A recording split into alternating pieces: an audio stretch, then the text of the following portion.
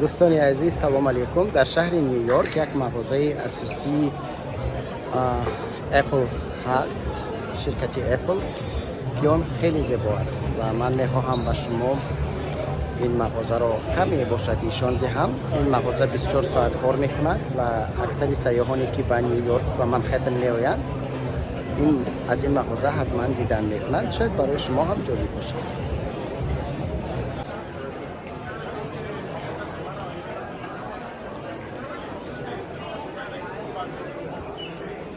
در این رف ها باشد اگر گادجت هایی که برای تلفن است.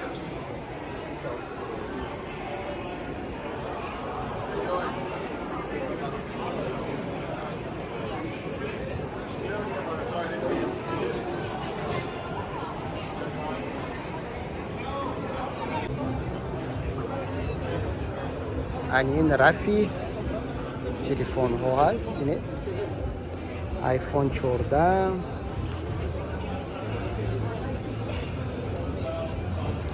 آیفون 14 799 دلار، آیفون 14 پلاس 899 دلار، آیفون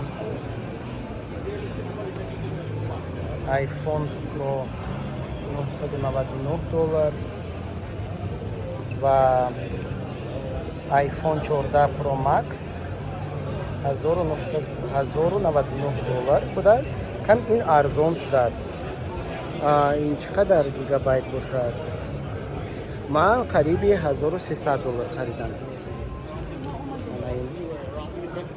من این قطار تلفن ها و حالا این جایی که آدم ها میتوانند که شینن دم گیرند و این جایی ساعت های دستی و در اینجا باشد اگر کامپیوتر ها هست، کامپیوتر های اپل. ضمن من هم از اینجا مکبوک پرو مکس خریداری کرده بودم با ارزش 2300 دلار. مثل همین است.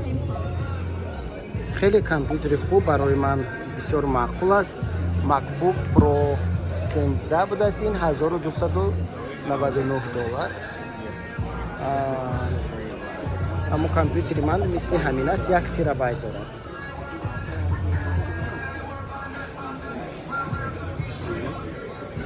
$2499 مکبوک پرو 16. این تاچ اسکرین است.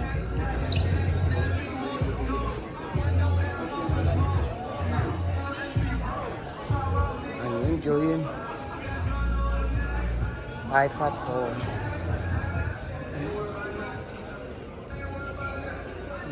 آیپد 329 دلار.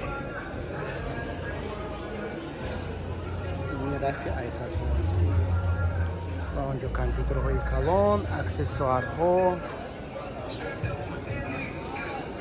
و در اون قسمت پرزنتاسیون دایر می شود.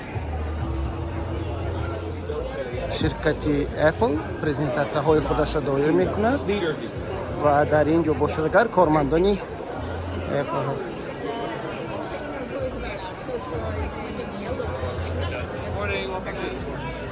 و در اینجا پرزنتاسیون ها مربوط به محصولات اپل دایر می شود. اینجا جای خوب است که اینجا آمده می شینند و از این زینه زیبا می شود که به بیرون برآمد.